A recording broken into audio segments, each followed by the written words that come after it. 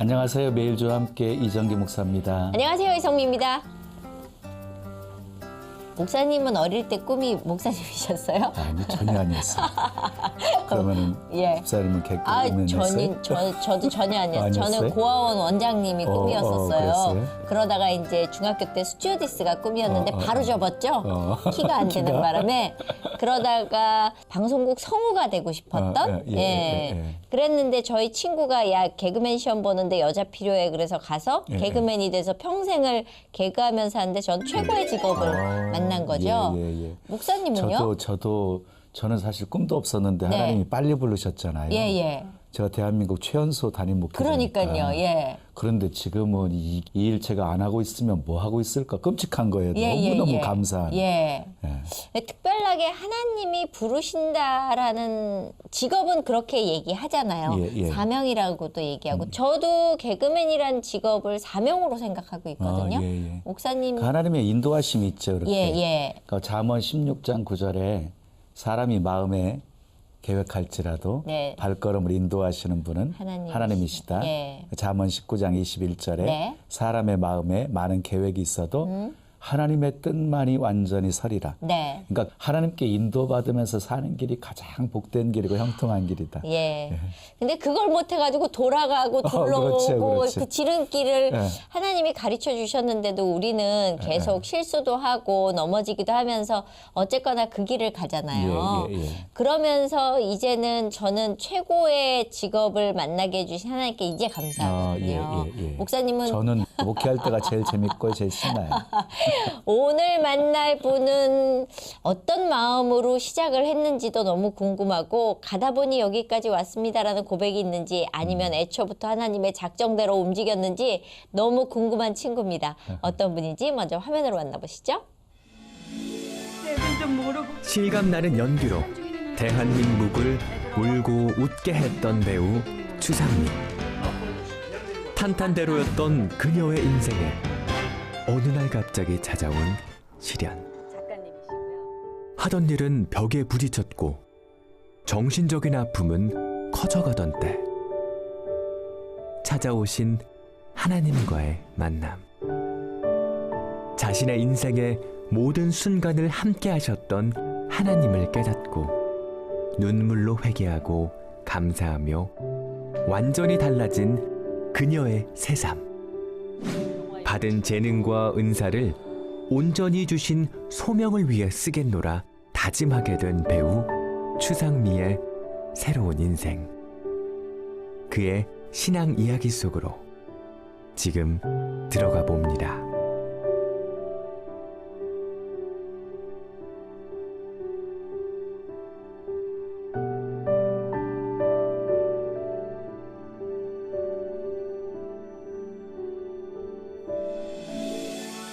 아름다움의 대명사고요. 그리고 이분을 만나면 되게 기분 좋아지는 에너지를 갖고 있고요. 그리고 여배우에서 이제는 감독으로 변신했습니다. 감독님. 추상미 감독님 나오셨어요. 어서 오세요. 안녕하세요. 반갑습니다. 안녕하세요. 선배님. 선배님이시죠. 근데 감독님 맞잖아요. 근데 일단 영화가 극장 개봉을 딱 하기 전까지는 아직은 배우가 스스로 아직 정체성이 확립이 안 돼서 민망한. 근데 되게 여배우들은 그냥 화면으로 보는 것보다 실물로 봤을 때 더 아름답다 하는 얘기를 많이 들었잖아요. 제가 지금 그거 느끼고 있습니다. 목사님들도 그러시던데. 저는 그냥 이렇게 지나다니면 아유 텔레비보다 진짜 축구 맞네 이런 사람들이 있어요. 근데 상미 씨 같은 경우에는 텔레비전에 비춰지는 모습이 한동안 좀 뜸했죠? 안 나온 지 꽤 됐죠 이제? 10년 됐어요. 딱 10년. 2008년도에 미니 시리즈를 마지막으로 연기 활동을 접었었죠. 중간중간에 연극 무대는 좀 섰었는데. 참 그러다가 이렇게 메일주와 함께 나타난 거예요. 그렇죠. 굉장히 어색해요, 카메라도. 근데 우리 대한민국에서 추상미 하면은 모르는 사람이 없을 정도로 거의 다 알고 있을 것 같은데요. 갑자기 배우에서 감독으로 변신한 건 이건 좀 이해가 잘 안 되는데. 많은 분들이 의외다. 굉장히 뜬금없다 이렇게 말씀을 하시죠. 근데 원래부터 연출에 대한 욕심이 있었어요. 해보고 싶은 마음이 굉장히 낡고 오래된 꿈인데 사실은. 근데 이제 선배님도 아시겠지만 연기자로 활동하다 보면은 계속 그게 유지가 되잖아요. 그렇게 뭐라 그럴까, 이 감독의 공부를 언젠가 시작해야 되겠다는 생각은 하고 있었는데 그 타이밍이 좀 늦게 왔고 이제 40살이 제가 됐을 때 아이를 출산하게 됐어요. 근데 이제 그 전후로 이 아이도 가져야 되니까 집에서 좀 쉬면서 쉬고. 몸도 좀 건강하게 만들면서 그럼 그동안 내가 하고 싶었던 그 꿈을 한번 40 되기 전에 펼쳐보자. 그래서 39에 대학원에 진학을 했어요. 영화 연출 전공으로. 그래서 중단 연기 활동을 중단하고 대학원에서 이제 공부를 시작해서 영화 연출과를 수료를 했어요. 그러면서 단편 영화 3개를 만들었고요. 그리고 이제 장편 영화를 공부하려던 차에 출산을 하게 돼서 또 휴학을 하게 되고 그런 시기가 있었어요. 와, 뭐 누구한테 상처 받았어요? 상처도 있었죠. 근데 상처를 누가 줬다기보다는 스스로 그 상처 안에 좀 갇혀 있었던 것 같아요. 그리고 저는 아버지가 굉장히 유명한 이제 배우셨잖아요. 그거에 대한 좀 부담도 있었던 것 같아요. 그래서 꿈을 정할 때 보통 어렸을 때 내가 어떤 계기로 하고 싶은 걸 할 거야. 난 이런 직업을 가질 거야. 이렇게 되잖아요. 근데 제가 이남일녀 중 막내예요. 근데 저희 오빠 둘도 그렇고 저도 그렇고 걸음마 시작할 때부터 아버지의 공연을 보러 다녔어요. 그래서 무대 객석에 저희 지정석이 있을 정도. 근데 3살, 4살짜리가 아버지의 연극을 그것도 아버지가 쉬운 연극도 아니고 굉장히 어려운 연극들을 하셨는데 그걸 이렇게 보고 있는 거예요. 그냥 아빠의 모습을 신기해서. 그런 커튼콜을 하는데 그 관객들이 박수 갈채워 환호를 보내잖아요. 그럴 때 그냥 그 무대 그리고 아버지의 모습이 동경의 대상이 됐는데 그게 너무 어린 시절이라서 무의식적으로 너무 깊이 그게 뿌리를 내린 거예요. 그래서 그냥 배우가 될 거야라는 게 사실 제가 선택했다기보다는 그런 환경 때문에 그래서 자연스럽게 배우가 됐고 이제 배우가 좋았어요. 물론 열정도 있었고 뭐 재능도 있다는 소리를 많이 들었죠. 그런데 사실 아버지가 많은 분들은 이제 배우, 개성 있는 성격파 배우로 기억하시잖아요. 근데 여러 가지 재능이 있으셨어요.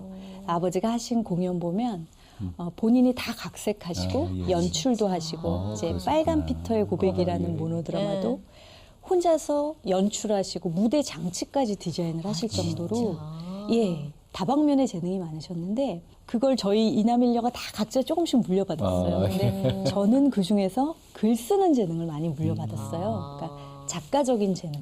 그래서 학교도 불문학과에 들어갔었거든요. 작가가 되고 싶어서. 그래서 이런 또 다른 어떤 그런 욕구, 하고 싶은 일들이 많았어요, 제 안에.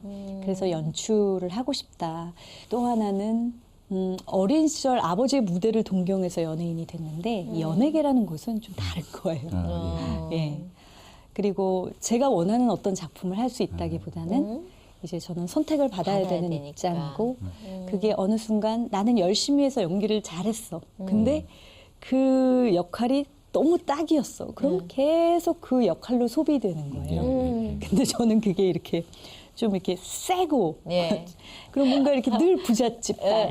근데 이게 정말 계속 똑같이 들어오는 거예요, 역할들이. 그래서 이건 아니다. 내가 꿈꾼 예술가의 삶과는 이 연예계 삶과는 너무 다르다. 그래서 사실 좀 공황장애가 어느 순간 오더라고요. 쉬고 싶다. 그런 생각을 하게 됐고 예술은 다 비슷한 것 같아요. 그 본질은. 그러니까 내가 배우를 안 하지만 어떤 작품에 대해서 그 작품을 분석하고 그걸 표현해내는 그런 면에서는 본질은 비슷하기 때문에 굉장히 또 연출에 많이 이제 욕심이 나서 대학원에 진학을 하게 됐죠.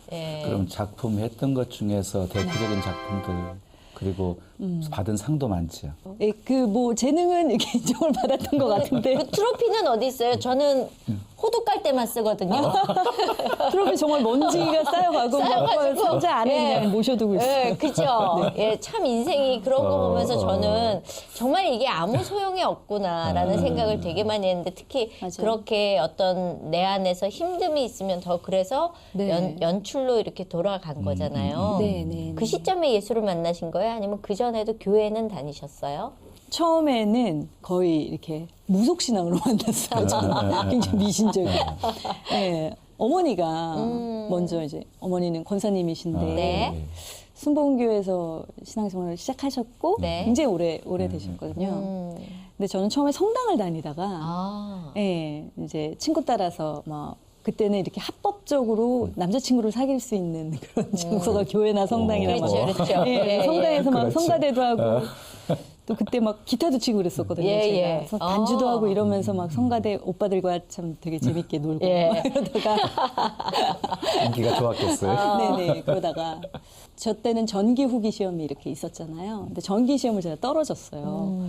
그리고 후기 시험을 봐야 되는데 막 너무 힘들더라고요. 그때 어머니가 다니고 계시던 순복음 교회에 금요 철야 예배 저를 정말 이렇게 머리끄댕이 이렇게 잡고 끌려오는 수준으로 철야 예배를 간 거예요. 너무 싫은 거죠. 막 그렇죠. 너무 이상한 거죠. 여기 모인 사람들 다 미친 것 같고. 사정하고. 네, 막, 미친 것 같죠? 네, 막 소리도 무섭고 막 그런데 그때 저 성령을 받았어요. 진짜. 그때? 네. 성령 임재가 너무 강력해갖고 막 방언도 터지고. 근데 그 방언은 되게 금세 잊어버려서 한 얼마 사용 안 하고 이제 나중에 새 사용 방언을 안 하나님 하니까. 주셨는데 예. 그러니까 이게 뭐야? 막 전기가 흐르고 이런 되게 신기했죠. 그러고 후기 시험을 또 굉장히 평안하게 기도하면서 잘 봤어요. 예. 근데 이제 대학을 불문학과를 들어갔다는 게 문제가 됐었죠. 네. 불문학은 굉장히 프랑스 철학이 또 많이 베이스가 되거든요. 그러면서 막 세상 학문들이 너무 좋은 거예요. 세상에 너무 재밌는 것들이 많고 막 버렸죠. 그냥 한 번에 싹 깔끔히 버리고 네. 하나님을 버리고 예. 신앙을 버리고 그때부터 막 정말 세상에 취해서 살다가 이제 배우가 됐잖아요. 2003년도에 다시 하나님을 뜨겁게 영접하는 기회가 그럼 몇 년을 하나님하고 잠시 굉장히 떨어져.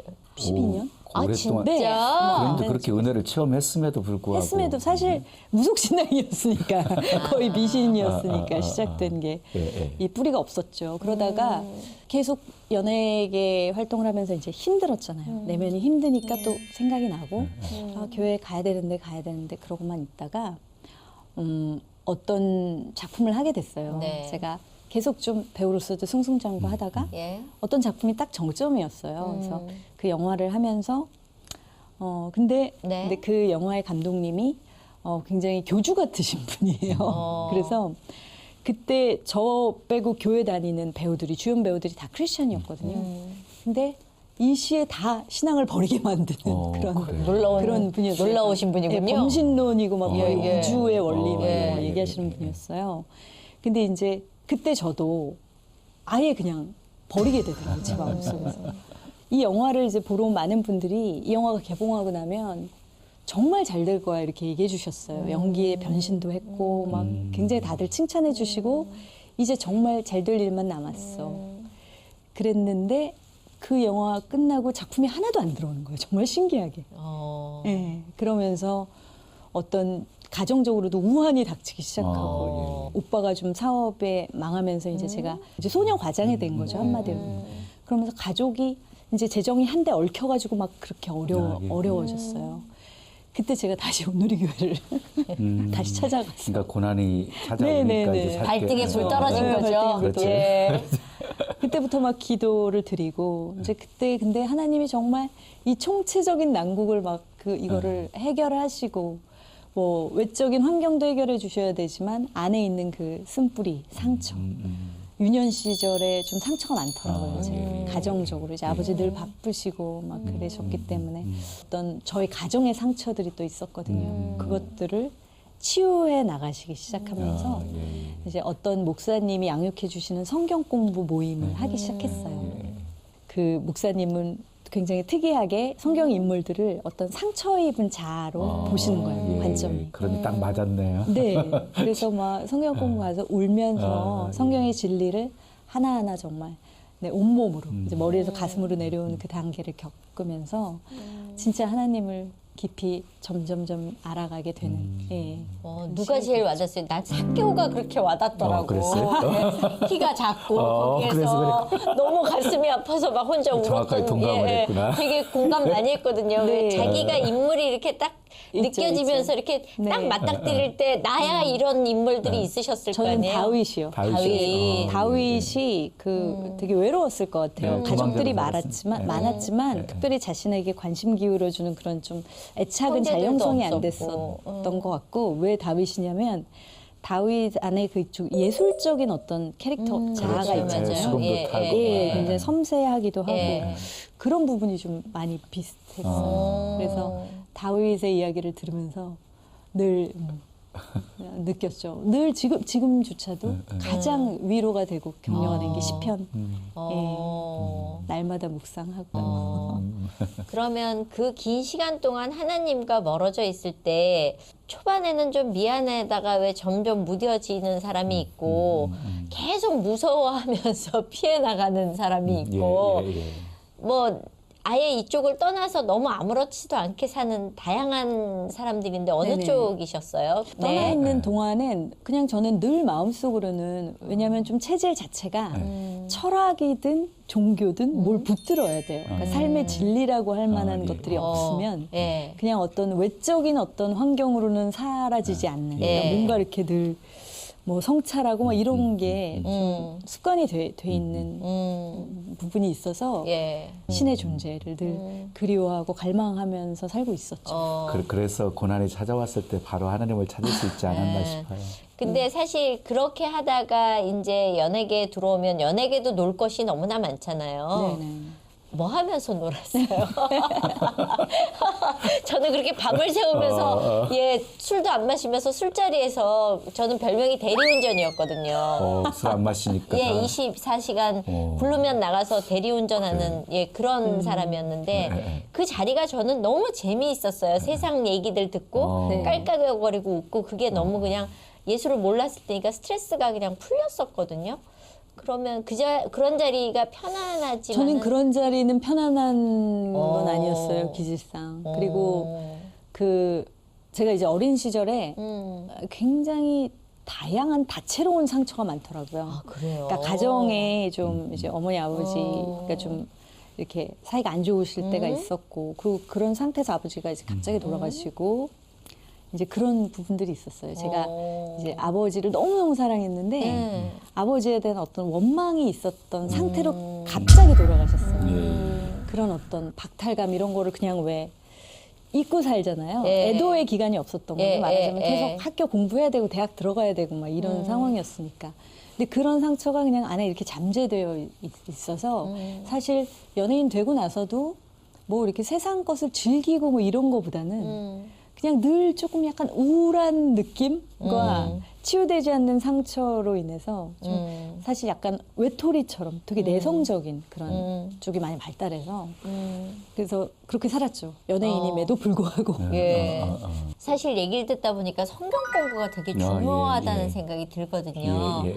근데 목사님 입장에서는 어떻게 생각하세요? 이 성경 네. 공부 잘 안 하려 그러거든요. 많이 안 그리고 하죠. 이단들이 더 열심이잖아요. 맞습니다. 예. 근데 이제 은혜 받은 후에 성경 공부를 하지 않잖아요. 예. 그러면 신앙이 이렇게 깊이 있게 뿌리를 내릴 수가 없어요. 네. 예, 그러니까 이제 그 오뚜기가 무게중심이 있기 때문에 네. 어느 쪽으로 쓰러뜨려도 다시 중심 잡잖아요. 예. 우리 신앙의 무게중심을 잡게 만들어주는 것이 그리고 말씀이거든요. 네. 그러니까 말씀을 체계적으로 공부하면 결코 어떤 시련 속에서도 다시 일어서게 되어지고 그리고 무엇이 진리인지를 분별할 수 있어서 절대로 이단에 빠지지 않는데 성경 공부하지 않고 신앙적인 지식은 없다 보니까 그래서 많이들 그냥 쓰러지는 막 거죠. 이쪽 저쪽을 왔다 갔다 하는 건데 8년을 그러면 성경 공부를 하고 있는 거예요? 5년 정도 했고요. 그 성경 공부 모임이 아직까지 계속 지속되고 있어요. 대단하네요. 예. 그러니 뭐 신앙이 아주 견고하게 이렇게 예. 자라겠네. 또 한 번의 위기가 좀 있긴 해요. 있었어요. 또 위기가. 근데 위기들을 겪으면서 이렇게 신앙이 또 성장하고 그러는 것 같아. 네. 예. 그러면 이제 제일 궁금한 거. 저기 지금 남편하고는 어떻게 만나시게 되셨는지. 가족들이 막 함께 우환을 겪고 예. 힘들었다는 그 시기에 이제 일도 안 들어오고 그랬었는데 제가 어떤 뮤지컬을 하게 됐어요. 예. 젊은 베르테르의 슬픔이라는 뮤지컬을 해서 제가 롯데 역할 맡았고 조승우 씨가 이제 베르테르 역할이었고 알베르트라고 남편이었거든요. 그 남편 역할을 지금의 남편 이석준 씨가 남편 역할을 했던 분이 예, 남편이 남편이 됐네요. 된 거죠. 예. 그때는 그래서 이제 무대가 이렇게 있으면 무대에 이렇게 뒤에 가벽이 있어요. 이렇게 세트처럼. 근데 그 뒤로 지나가는 길이 있는데 네. 약간 뭐 공연을 하다가 중간에 사귀게 되거나 이러면 네. 그 배우들이 많았거든요. 한 예, 5, 60명 됐으니까 그거를 이렇게 밝히면 안 돼요. 그리고 저는 공인이고 또 알려진 배우였기 때문에 그래서 비밀로 하고 이제 그 남편하고 둘이서 막 사랑 노래를 부르고 이제 암전이 싹 되면은 퇴장하는 그 퇴장로가 있었어요. 거기서 둘이 손잡고 마음 가고 놓고 암전됐으니까. 네, 그때만 표현할 수 있고 근데 또 빨리 들어가야 돼요. 그러니까 뭐 허튼 짓은 못하고 그냥 손만 잡고 이렇게 뭐 그러면서 이제 분장실 또 들어가면 그냥 동료 배우들한테 아무렇지도 않게 이렇게 하고 몇 개월을 그러면서 그때 이제 남편이 사실 지금의 남편이 굉장히 많이 위로를 해줬어요. 제가 너무 힘든 시기인데 힘든 상황 속에서 그래서 저는 그냥 막 가족들 뭐 오빠들도 밉고 엄마도 밉고 막 다 그런데 이제 남편은 너에 대한 사랑은 네가 엄마에 대한 사랑은 비교가 안 돼. 뭐 이런 되게 원론적인 얘기지만 그게 그렇게 착한 성품이 굉장히 큰 위로와 울타리가 돼줬던 것 같아요. 이 사람이라면 내 상처를 좀 치유해주고 사랑해주고 이럴 것 같다. 사실 그 시기에 안 만났으면 결혼했을까 뭐 이런 그렇죠. 그런데 워낙 유명한 상황이었기 때문에 사실 남편 입장에서는 쉽지 이렇게 않았죠. 쉽지 않았을 것 같은데. 근데 어떻게 땡겼어요? 이 접근을 어떻게 하던가요? 사실 남편 입장에선 쉽지 않았기 때문에 제가 했죠. 아하. 그러니까 프로포즈는 무조건 남편이 하게 시켰어요. 좀 강제성이 있어서 시켰지만 처음에는 이제 뭐 사귀자 이런 거는 이제 제가 제가 그 먼저. 많은 사람들 중에서 유독 남편이 눈에 띄었던 이유는? 그냥 약간 스파링 파트너처럼 제가 뮤지컬 배우가 아니잖아요. 전문 배우가 아니니까 노래가 약한데 노래를 계속 가르쳐주고. 누구 하나 내가 딱 잡아서 노래를 배워야지 이런 생각을 하고 갔거든요. 처음부터. 근데 제일 만만한 거죠. 딱 나이 동갑이고 친구처럼 지낼 착하고. 수 있고. 처음엔 친구였어요. 그래서 친구로 이렇게 한동안 지내다가 네. 어느 순간 이제 가까워졌죠. 그럼 남편은 그때 신앙생활 하고 있었어요? 아니요. 신앙생활 하지 않고 있었고 이제 본격적으로 사귀게 된 이후에 그때 이제 저도 굉장히 뜨거워지고 막 성경 공부 막 시작하고 막 으쌰으쌰 할 때여서 이제 굉장히 그냥 강압적으로 나갔죠. 남편 전도하신 거네요. 예, 그냥 교회 안 다니면 그냥 오늘부로 끝내. 뭐 이렇게 강제적으로 더 이상 뭐 안 돼. 근데 그렇게 쭉 따라가다가 사실 결혼하면 정말 교회를 끝내는 사람들이 있거든요. 왜냐하면은 아내가 됐기 때문에 네가 맞아요. 어떻게 할 맞아요. 거야라는 분들이 제 주변에도 있거든요. 근데 지금까지도 그걸 지키고 있는 거잖아요. 한동안은 좀 그런 슬럼프는 왔던 것 같아요. 바빠지고 막 세상이 바빠지고 그러면서 그러더니 좀 남편도 마찬가지로 하나님이 다루시잖아요. 그러니까 어떤 집안의 어려움도 있고 또 그런 어려움, 고난을 통해서 또 하나님 앞에 가더라고요. 그래서 지금은 뮤지컬 연극 배우들을 모아서 또 이 성경 공부 그룹을 리더를 하고 있어요. 그래요? 그러면 많이 성장하셨네. 리더할 정도면. 그러면 이제 그렇게 해서 결혼하게 됐을 때 네.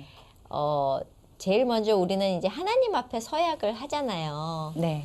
근데 하고도 참 결혼해서 사는 게 쉽진 않거든요. 그렇죠. 쉬웠어요? 알고 질문하시. 뭐 누구에게나 다 알고 있는 질문하시.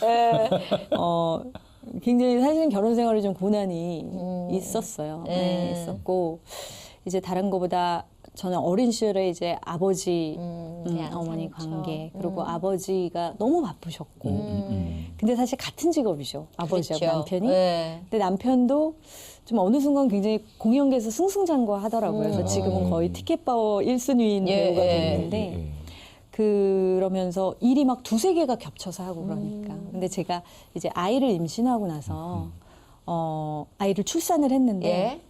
너무 바빠진 거예요. 일이 남편이 더 많이 바빠지니까. 그리고 이제 아시잖아요. 그 출산 후에 저는 그 호르몬의 영향이 좀 남들보다 훨씬 컸어요. 그래서 산후 우울증이 오더라고요. 산후 우울증과 제가 안에 갖고 있던 그 약간 우울한 그런 기질들이 더해져서 그게 심각한 우울증으로 발전을 했어요. 사실 그때가 제가 인생에 있어서 가장 큰 이제 고난의 시기고 가장 간증이 많은 사실 시기인데, 그러면서 남편 동시에 바쁘고 하니까 제가 아이를 혼자 키워야 되고, 근데 활동을 하던 사람이 이제 그걸 다 놓고 아이에만 얽매여 있어야 되는 상황이 됐는데 또 아이에 대한 애착은 너무 강한 거예요.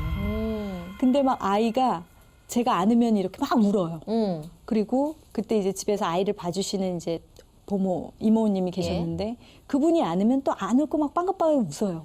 이런 거 갖고도 막 눈물이 나고 제 안에 불안이 있으니까. 예.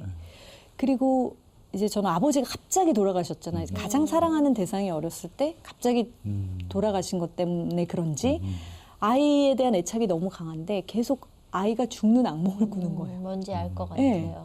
그러니까 막 그런 불안, 막 그러면서 이게 우울증으로 발전을 했어요. 근데 좀 심각했었죠. 좀 심각했었고 그때 남편하고 불화도 예, 이제 그렇죠. 예, 점점 깊어지고 예. 너무 바쁜데 나 이렇게 힘든 거 신경 안 써주는 것에 대해서 그러면서 많이 울고 진짜 죽음을 생각하는 할 정도. 자살 충동이 너무 많이 생겨요. 그럴 수 있어요. 네. 근데 또 그때 하나님 또 찾아와 주시잖아요. 네, 그래서 어떻게 정말 찾아오셨어요? 어느 날 네. 이렇게 딱 창문을 보고 있는데 아파트에서 이렇게 한번 딱 뛰어내리면 끝인데라는 끝인데. 생각. 이게 너무 쉽게 죽음이 막 정말 죽음이 손짓하는 것처럼 너무 친밀하게 이 고통을 그냥 끝내고 싶더라고요. 근데 그 순간에는 정말 아이 생각도 안 나고 아무것도 생각 안 나고, 그래서 그걸 막 현실적으로 이 실행에 옮길까? 막 이런 생각까지 하고 있는 그 찰나에 그때 불면증하고 같이 오잖아요. 보통 우울증에서 잠을 많이 못 자가지고 그런 생각을 하면서 잠깐 이렇게 잠결인지 지금도 사실 분간이 잘 안 돼요. 예. 근데 잠결인지 맨정신이었었는지 하여튼 그 피곤한 상태에서 음성이 들렸어요. 어떤 음성이었어요? 내가 이렇게 가까이 있는데 왜 죽음을 생각하니? 난 너에게 이렇게 가까이. 근데 그렇게 가까이라고 말씀하시는데 진짜 내 영혼보다 더 가까이 계시더라고요. 이렇게 가까이. 그러면서 내가 너의 남편이고 내가 너의 동반자다. 왜냐면 제가 좀 남편이 빈자리에 많이 외로워하고 있어서 하나님이 그렇게 음성을 들려주셨는지 그 음성을 들려주시고 이렇게 쓰러져 있는 저를 부축해서 십자가로 가시는 거예요. 그래서 이렇게 십자가에 저를 이렇게 올리시고 함께 겹쳐서 십자가를 못 박히는 환상을 봤어요. 열린 환상 같은 걸 본 거죠. 근데 너무 신비한 체험이에요. 그래서 사실 얘기하기가 좀 조심스럽긴 한데 저한테는 그게 팩트였으니까. 그러고 그 자리에서 이제 막 통곡이 나오더라고요. 그래서 뭐 한 두세 시간 계속 운 것 같아요. 막 울고. 그러면서 이제 그때 이후로 그야말로 born again 된 정말 거듭난 삶이 시작되는데 사실 이 이전까지의 제가 교회 다니고 하나님 만나고 이랬던 거는 진짜 어떤 열심과 형식이 지나지 않았다는. 그때는 정말 이 실제 하신 주님과 만나는데 실제 살아서 걸어다니는 뭐 남편 뭐 저희 가족들보다 더 실제더라고요. 네, 실제로 오시니까. 그래서 그 정말 주님과 동행한다는 것이 뭔지 계속 그러니까 무시로 기도한다는 것이 뭔지 그냥 생각이 기도로 바뀌는 거예요. 생각을 안 해. 나의 생각이 없어지고 기도로 주님과 대화만 하는 상태. 그래서 완전히 그냥 혼연일체된 주님과 그 상태가 됐어요. 그래서 그 달콤한 신혼생활을 정말 한 6개월. 그 회복된 다음에. 네네. 그러면서 너무 기쁜 거예요. 그래서 매일 근데 정말 말 안 한다만 외치면서 주님 언제 오실 거예요? 근데 막 정말 그 시기가 있었어요. 근데 그렇게 되면 이제 변한 아내를 보면서 저희 남편 같은 경우엔 더 무서웠어요. 갑자기 달라졌어요? 이게 뭐지? 이런 증상은 어디서 이게 더 이러다 갑자기 확 돌변해갖고 나를 확 무는 거 아닐까? 뭐 이런. 네, 늘 우울해 있는데 막 표정이 막 그냥 천국에 사는 사람처럼 밝아지니까 진짜 더 무서워하더라고요. 그렇죠. 옆에 안 올라가는. 반가워요. 네, 저도 네. 그랬었거든요. 네. 이건 뭐지? 이 사람이 지금 이렇게 이 변한 모습이 실체야 아니면은 지금 한 단계 더 나간 거야. 더 나간 더 거야. 나빠진 완전히 거야. 약간 그렇게 된 거야. 막 이런 생각을 남편들이 그럴 수도 있겠네요. 하더라고요. 갑자기 돌변해 네, 버리니까. 예. 그럴 수 있죠. 그런데 그렇게 뭐 그랬거나 말거나 뭐 예. 저는 오히려 그렇게 생각하니까 저는 더 이제 주님과만 단둘이 그러면서 근데 문제는 예. 이제 정말 말 안 한타만 외치면서 사는데 뭐 주님 당장 오실 기미는 안 보이고 안 보이시고. 근데 예. 세상의 욕구가 다 사라지니까 다 사라지고 예. 그 6개월을 정말 성경만 읽고 기도만 하고 뭐 하루의 기도를 거의 뭐 하루 종일 하는 거죠. 주님 한 분으로 만족하고 네네 완전 기뻐하시는 한번 거죠. 만족하고 성경 너무 재밌고 뭐 사실 그 전까지 배운 성경 공부도 뭐 그거 아니에요. 이건 완전히 그냥 하나님이 직접 가르쳐 주시는 성경 공부. 뭐 그러면서 성경에 대한 통찰이 막 열리고 뭐 너무 그런 은사도 막 쏟아지고 이런 시간을 6개월을 보냈어요. 그러다가 저는 무엇에 쓰는 물건입니까? 막 언제까지 이렇게 살아야 돼? 이런 문득 의심이 그냥 되게 즐거운 마음으로 뭐 네거티브한 게 아니라 그러면서 뭔가 제 인생에 대한 계획이 있을 텐데 좀 궁금해지는 이제 시즌으로 좀 바뀌었어요. 그러면서 기도를 하기 시작했죠. 근데 세상에 대한 욕구가 너무 없으니까 걱정되더라고요. 그래서 하나님 저는 이제 무엇을 하면서 이 땅에서 살아야 돼요. 막 기도를 했을 때 그리고 왜 배우를 하다가 영화 연출로 이제 옮기게 하셨잖아요. 그러니까 그런 것에 대한 이유도 물어보고. 근데 하나님이 그때 주신 음성이 내가 너를 하나님 나라의 킹덤 빌더로서 하나님 나라의 예술가로 세우고 싶다. 그 얘기를 하시면서 하나님이 또 그런 말씀을 주셨죠. 이제 어떤 시대가 한 어떤 시즌으로 나뉘어 있는데 어떤 시즌마다 주님이 전하고 싶은 세상에 혹은 성도들에게 전하고 싶은 메시지가 있는데 그것을 담아내는 영화에 그러니까 꼭 기독교를 표방한 영화가 아니라고 할지라도 그 메시지를 담아내는 영화를 만들라는 말씀 주셨죠. 근데 이제 그게 너무 감사했어요. 너무 감사했고 저희 아버지가 되게 위대한 예술가셨지만 사실 자신의 성취를 위해서 이제 하나님 모를 때는 살게 되잖아요. 그래서 아버지의 그 말년이 굉장히 그렇게 행복하시지 않았던 걸 알고 있기 때문에 저는 예술가가 자기 자신을 위해서 살게 될 때 얼마나 비참해지는지를 알거든요. 근데 저는 이 사명을 받으니 너무 행복한 거예요. 내가 하고 싶은 예술을 하면서 작품을 만들면서 하나님 나라를 위해서. 근데 그것도 막연한 거예요. 그것조차도. 그러니까 하나님 그러면 막 당장 하고 싶은 거예요. 그래서 장편 영화를 만들 테니까 소재를 주세요. 하나님 소재를 주세요. 그래서 완전 그걸 씨름하는 기도를 막 야곱처럼 붙들고 씨름하는 기도를 드린 지 일주일도 채 안 돼서 지인이 일하는 출판사에 갔다가 하나의 소재를 받게 돼요. 실화 소재를. 근데 그 자료가 이제 출판을 할지 말지를 간을 보는 출판사 사장님의 상태로 이렇게 먼지가 쌓여가는 자료였는데 그걸 제가 딱 받았는데 한국전쟁 직후에 남한, 북한 합쳐서 한 10만 명 정도 전쟁 고아가 발생했잖아요. 근데 남한의 고아들은 미국이나 선진국으로 이제 입양이 됐고 북한의 고아들은 당시에 동유럽 사회주의 동맹 국가들로 뿔뿔이 다 흩어져서 위탁 교육을 받고 다시 돌아와요, 북으로. 그런 역사적인 실화가 이제 우리나라에 많이 알려지지 않은 실화인데 그 중에서 폴란드라는 나라로 갔던 이제 아이들과 폴란드 교사들의 그 되게 끈끈했던 사랑 이야기예요. 근데 그 자료를 딱 보는 순간 폴란드 교사들이 북한 고아들이 이제 8년 뒤에 이렇게 좀 강제로 북송이 돼서 다시 북으로 돌아가는데 그 사건을 겪으면서 썼던 그 기록이 있어요. 근데 거기 주여 왜 이 아이들을 저희들에게서 떼어놓으십니까? 하는 폴란드 교사들의 그 일기 같은 게 발견이 된 자료에 있는 거예요.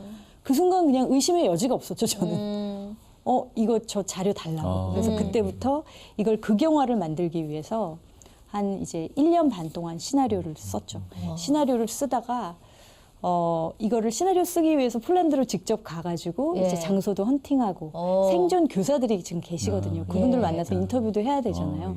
그래서 그 플랜을 다 짰는데 그분들이 지금 연세가 예. 한국전 때 그분들이 20대였으니까 예. 지금의 연세가 막 90줄이신 거예요. 그래서 내가 이거를 영화 시나리오만을 쓰기 위해서 인터뷰를 하기엔 너무 아깝다. 그럼 그 영화를 만들기 이전에 사전 다큐멘터리를 만들어서 그분들의 증언을 카메라를 들고 와서 찍자.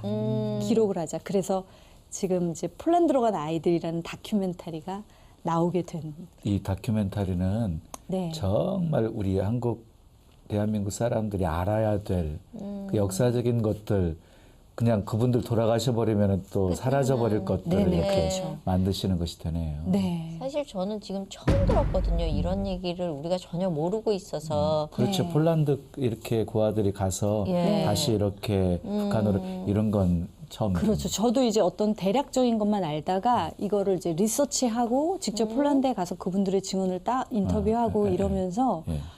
하나님이 이걸 하게 하신 놀라운 섭리를 정말 소름 끼치도록 제가 알게 됐어요. 왜냐하면 그분들이 이제 카톨릭을 믿는 사회주의 국가지만 유신론 사회주의였어요. 북한하고는 좀 많이 다르죠. 근데 이제 그분들이 사실은 그 신앙의 힘으로 아이들을 돌봤고요.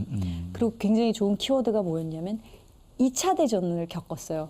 그 폴란드라는 나라가 2차 대전을 가장 처참하게 겪은 민족이거든요. 아우슈비츠에서 300만의 유대인이 학살을 당했잖아요. 근데 그 당시에 이 폴란드 교사들이 북한 고아들이 왔던 나이하고 똑같은 나이였고 이들 중에는 고아들도 많았고 전쟁 중에 가족을 잃어버린 분들이 많은 거예요. 그래서 한 민족의 상처가 다른 민족의 상처를 품은 이야기거든요. 예. 그래서 그 원장님의 인터뷰를 제가 땄어요. 91 예. 연세가 91살을 91살 되신. 네. 이제 그분이 그런 말을 하시는 거예요.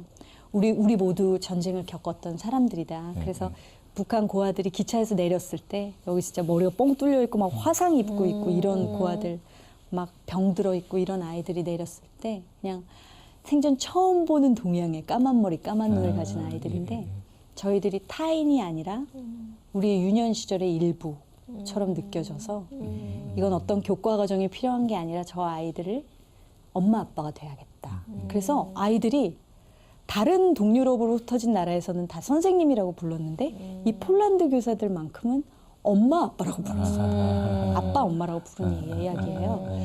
그래서 저는 이걸 굉장히 많이 울면서 이 영화를 준비하고 증언을 들을 때도 막 울고 울면서 그분들도 울면서 70년이 지난 그 과거의 그 아이들을 울면서 그리워하고 계세요. 저는 그 감정이 이건 하나님이 주신 마음이 아니면 70년이 그냥 보람된 일을 했다 이렇게 넘길 수 있는 일을 그들을 기억하면서 계속 우시는 거예요. 얼마나 사랑했나라는 걸. 정말 고아를 사랑하는 하나님의 마음을 알 수 있었고요. 되게 가슴 아프게 이별을 해요. 8년 뒤에. 그 아이들로서는 부모를 2번 잃는 경험을 하는 거예요. 예, 그리고 2년 동안 편지를 보내오는데 이제 그 당시에 북한 체제가 되게 힘들었잖아요. 그래서 노동의 아이들이 동원되고 이러면서 꽃제비 애들도 생겼고. 네, 그러면서 뭐 이제 저를 다시 폴란드로 데려가 달라는 편지도 있었고 어떤 아이는 그냥 자기 2발로 국경을 넘다가 죽은 아이도 있고 막 그래요. 그래서 막 그런 슬픈 사연들도 있고 이게 이제 다큐멘터리에 다 담겨 있는데 이제 저는 이 다큐를 통해서 이야기하고 싶은 게 그 하나님의 마음, 이 폴란드 교사들에게 부어주셨던 그 하나님의 마음이 저는 그게 지금 이 시대에 너무 큰 울림이 있을 거라고 생각하고요. 우리는 사실 똑같은 전쟁을 겪었잖아요. 남한, 북한이. 그렇게 치면 폴란드 교사들이 겪은 전쟁의 상처나 우리 남한 사람들이 겪은 전쟁의 상처, 북한 사람들이 겪은 전쟁의 상처가 동일하단 말이죠. 그래서 우리가 어떻게 앞으로 북한을 품어야 되는지 그리고 이 다큐를 제가 혼자 간 게 아니라 이 극영화를 만들기 위해서 사실 조단역들을 오디션으로 선발을 했는데 탈북 대안학교 청소년들을 대상으로 오디션을 봤어요. 그래서 그 중에서 뽑힌 가장 큰 역할에 뽑힌 탈북 청년과 함께 이 리서치를 갔어요. 네, 그래서 그 아이가 탈북 과정에서 많은 상처가 있었는데 오픈을 하지 않으려고 해요. 자기 상처를 말하지 않았어요. 근데 이 폴란드 다큐멘터리 찍는 여정 가운데 폴란드 교사들을 만나서 북한 아이들이 얼마나 똑똑하고 영리하고 얼마나 좋은 아이들이었는지 착한 아이였는지 그 이야기를 들으면서 그렇게 회복이 되고 나만사리의 서러움이 다 씻기면서 이 친구가 정체성을 회복하게 되더라고요. 예, 그래서 나중에는 엄청나게 우는 거예요. 그러니까 폴란드 교사들도 남한 아이가 아니라 북한에서 왔다고 하니까 너무 신기할 거 아니에요. 자기들이 가르쳤던 그렇죠. 아이들 생각나고 그러니까 그렇게 다 안아주시고 막 그랬어요. 그래서 그런 막 울고 하는 굉장히 감동적이게 너무 감동적인 모멘텀들이 많았고요. 우리가 탈북민 혹은 북한을 품는 마음이 어떤 마음이어야 하는지 네. 그 모성, 아버지의 마음을 이 영화를 통해서 담고 싶어요. 그 영화 이름이 네. 영화 제목이 폴란드로 간 아이들. 폴란드로 간 아이들. 네. 근데 너무 신기했던 건 이 영화를 제작하는 과정에서 계속 어려움들이 있는 거예요. 1년 반 동안 제가 다큐를 촬영하고 1년 반을 후반 작업을 하고 직접 편집을 했거든요. 혼자서 했다며요. 네, 혼자서 이제 편집을 하는데 계속 이제 김정은 위원장은 이제 핵 들고 오늘 쏜다, 내일 쏜다 막 이러고 그렇죠. 전 세계가 막 압박을 가하고 있고 이런 상황에서 하나님 이 영화를 어떻게 세상에 드러냅니까? 아무리 그래도 폭탄 던지겠다는 저 북한을 향해서 어떻게 북한을 품자고 얘기를 하기가 참 뭐한 거예요. 그러면서 상황이 영화가 개봉할 수 있는 상황이 안 되고 점점 더 나쁜 상황으로 치닫는데 기도를 하는데 내가 그 때를 쥐고 있다. 내가 그 때를 알고 있다. 내가 나의 때에 너에게 준 비전처럼 그 시대에 그 시즌에 정말 필요한 작품을 내가 너에게 메시지를 담아내라고 했지. 그 타이밍을 내가 지금 그 시대를 열어가고 있다. 그러면서 계속 인내하게 하시더라고요. 기도할 때. 그러면서 막 소름이 돋아요. 지금 남북 정상회담이 되면서 이제 그 시즌이 온 거죠. 그러면서 딱 영화도 마침 딱 완성이 되고 많은 연단과 훈련이 그 과정 동안 있었지만 굉장히 놀라운 하나님의 타이밍이 온 것 같아요. 아니 누가 추상미 씨 요새 어떻게 지내니? 야, 통 연락도 안 되고 너무 바쁜 거. 언니 죽을 시간도 없이 바빠. 편집 혼자 다 하고 이리저리 뛰어다니고 그런다고 얘기 들으면서 저는 사실 야 그렇게 혼자 뛰어다니면 지치지 않을까? 아, 나 하나님 이거 포기할래요. 난 너무 힘들어요. 했었던 적도 몇 번씩은 있었을 것 같거든요. 네네. 뭐 한두 번이 아니었고요. 너무 많았어요. 너무 많았고 몸도 막 아팠고요. 그죠. 1년 반을 제가 편집을 하면서 그리고 이게 계속 혼자 하니까 뭐 재정이나 여러 가지 지원을 받아서 만든 작품이었기 때문에 이렇게 화려하게 스텝들 막 해서 할 수가 없었어요. 그래서 제가 혼자 하는데 너무 지치고 아이도 키워야 되잖아요. 그렇죠. 아이를 이제 밤에 딱 10시에 재우고 이제 서재방에 들어가서 편집을 하려면 눈이 이렇게 감겨 다크서클 이렇게 내려 아무런 판단력이 근데 편집은 그 판단 순간에 판단이 가장 중요하거든요. 근데 판단이 생기지 않는 거예요. 네. 그런 어려움과 정말 마지막 제가 완성본을 딱 넘기기 전까지 전에 하드가 그 모든 소스와 편집본을 담아있던 하드가 우리 지명이가 엄마 나랑 놀아줘 그러고 저 편집하는데 들어왔어요. 그래서 저희 목 뒤를 확 잡는데 하드가 책상에 있던 게 바닥으로 떨어져서 빠지락 소리가 나면서 깨졌어요. 어머나. 네, 그래서 맡겼는데 손상이 심해서 복구를 못 할 수도 있다고. 어떡해. 그게 이제 한 달 전에 겪은 마지막 고난. 진짜 지금은 웃지만. 네, 1년 반 동안 했던 모든 작업과 하나님 주신 모든 언약이 다 날아가는데 딱 그때 저는 그냥 창세기 폈어요. 아브라함이 이삭을 바치는 장면. 이거 아 주님 이거 하라는 얘기시죠? 그러면서 이삭을 바치는 기도를 받아내시더라고요, 하나님. 그러면서 그냥 도로 가지고 가셔도 좋습니다. 제가 뭐 주님이 주신 건데 뭐. 모든 게 너무 감사해요. 모든 게 그러니까 하나님이 그런 언약을 주시고 이걸 성취하시는 과정에 그 성취하신 거 자체도 너무 놀랍고 정말 감사하지만 그 1년 반, 2년 가까운 시간에 동안 저를 훈련하시는 거. 인내를 훈련하시고 얼마나 교만해지겠어요, 나중에. 그래서 교만하지 않게 정말 낮추시고 정말 막 진이 다 빠질 정도로 힘들고 그랬지만 그 낮아짐의 과정? 그게 있지 않았으면은 어땠을까? 그러니까 정말 이 영적인 축복과 성품을 단련시키는 게 얼마나 큰 축복인지 그 부분이 너무 감사해요. 근데 이렇게 하시면서 그냥 하나님이 하시는 그 손길을 그냥 세밀하게 느끼시면서 이렇게 준비하셔서 그냥 신앙이 어마하게 성장했을 것 같아요. 네, 그럼과 동시에 영적 전쟁이 무엇인지. 그게 아주 그렇죠. 거세죠. 정말. 가만 네. 안 가죠. 죽을 뻔했어. 네.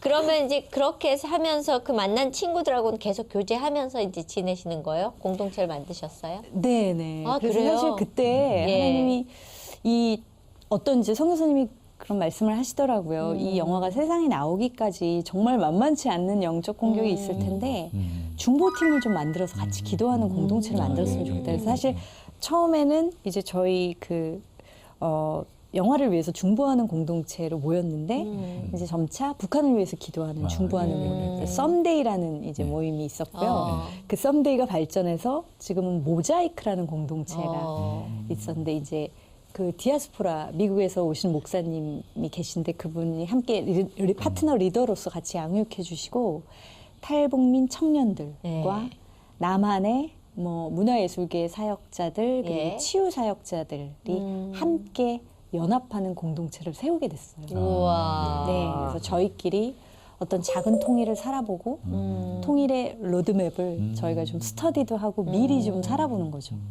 어떤 리스크가 있을까 이런 것도 좀 생각해 보면서 근데 하나님 너무 많이 기뻐하시고 사랑하셔서 많은 역사들을 일으키고 계세요. 공동체 내에서. 예, 그러니까 이미 통일을 하나님이 준비하는 그런 작은 모임들이 여기저기서 있었죠. 지금 많이 있고 있어서 그때가 얼마 안 남은 것 같아요. 한쪽에서는 통일을 준비하고 한쪽에서는 부동산을 준비하는 분들이 계신다는 얘기를 많이 들었습니다. 예, 벌써부터 투기하려고 그 땅에 가겠다라는. 그러게. 예, 정말 어떤 게 먼저인지 우리가 좀 깨어 있어야 되는데 그런 얘기 들으면서 저는 사실 야 북한이 열리면 혼돈스럽지 않게 해달라고 기도해야 되겠구나라는 생각을 했거든요. 굉장히 많은 혼돈이 있을 예, 거예요. 많은 혼돈이 생기지 않을까라는 생각이 들었어요. 사실은 탈북민 형제 자매들 예. 이렇게 보면은 만나 보면은 굉장히 이제 어떤 어려움들이 많죠. 예.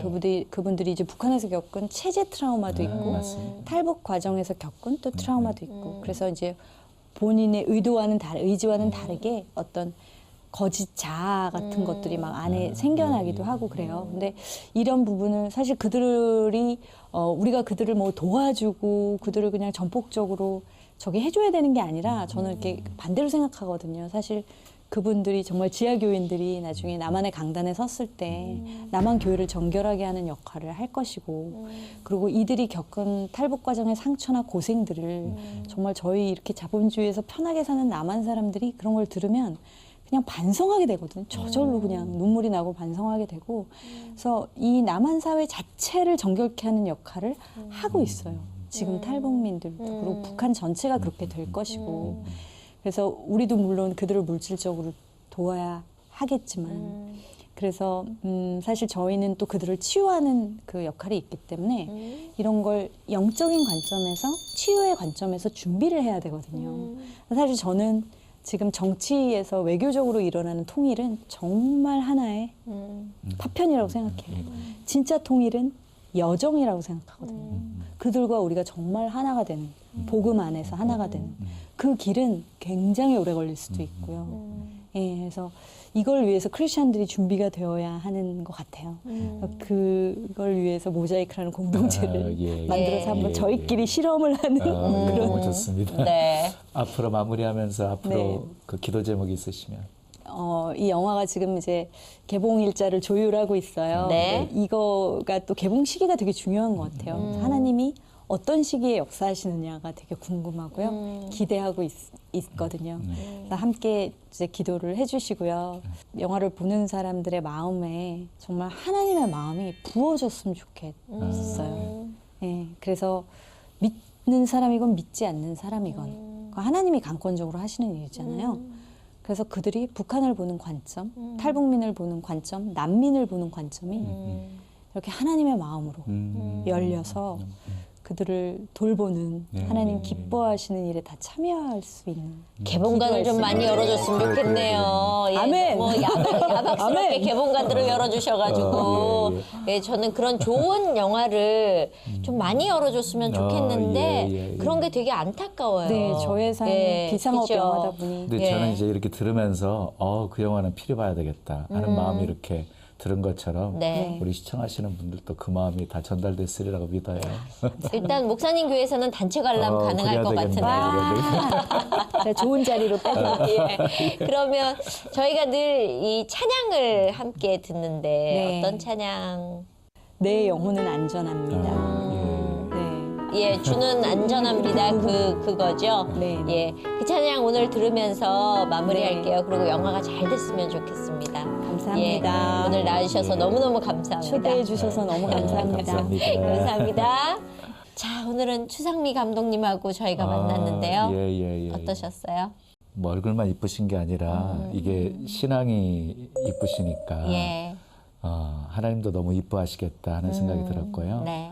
우리에게 찾아오는 고난이 하나님과 가까워지게 한다면 그 고난도 축복이다 하는 것을 확인할 수 있었고요. 네. 그리고 모든 것에는 하나님의 때가 있습니다. 하나님은 완벽한 계획 속에서 모든 것을 진행해 가시고요. 그 때가 되었을 때 그 일들을 이루어 가시는 하나님이시라고 믿거든요. 네. 그러니까 끝까지 하나님 신뢰하시고 하나님 의지하시면 내 영혼 안전하게 하실 것이고 네. 복된 길로 인도해 주실 것이고 네. 그리고 하나님이 하시는 놀라운 일 많이 보게 될 것입니다. 네, 저는 일단은 영화 개봉관을 좀 확실하게 많이 열어주셨으면 좋겠다라는 예. 좋은 영화는 많이 볼 수 있는 여건을 만들어줘서 저희가 정신적으로 피폐했던 것들 그리고 영혼이 죽었던 것들을 좀 깨어나게 해주시는 그런 좋은 영화가 이제 나오니까 예. 많이 볼 수 있게끔 좀 자리를 마련해 주셨으면 좋겠고요. 저는 이렇게 좋은 영화를 만들기까지 추상미라는 여리여리한 여자가 얼마나 혼자 소가리를 많이 했을까 하나님을 붙들면서 참 많이 울었겠구나라는 생각이 예. 들어서 예. 오늘 뭉클뭉클했었습니다. 예. 좋은 영화 여러분들 많이 보시고 박수 쳐주시고 입소문 내주시기 바랍니다. 오늘 여기까지입니다. 저희 다음 시간에 오겠습니다. 감사합니다. 감사합니다.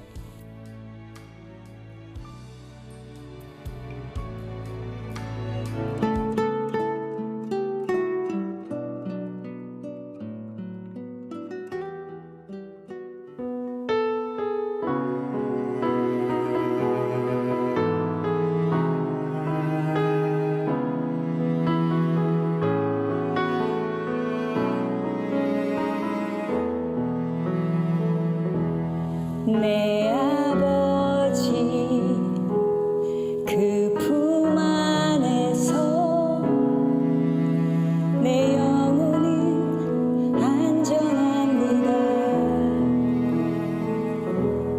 주 손길로 내 삶을 안으시니 그 평강이 나를 덮습니다. 나 비록 넘어지면 흔들리지만 주 내 안에 거하며 나를 붙드시니 내 생각을 주께로 돌리고 주시는 평강의 옷을 입습니다. 주 약속 안에서 내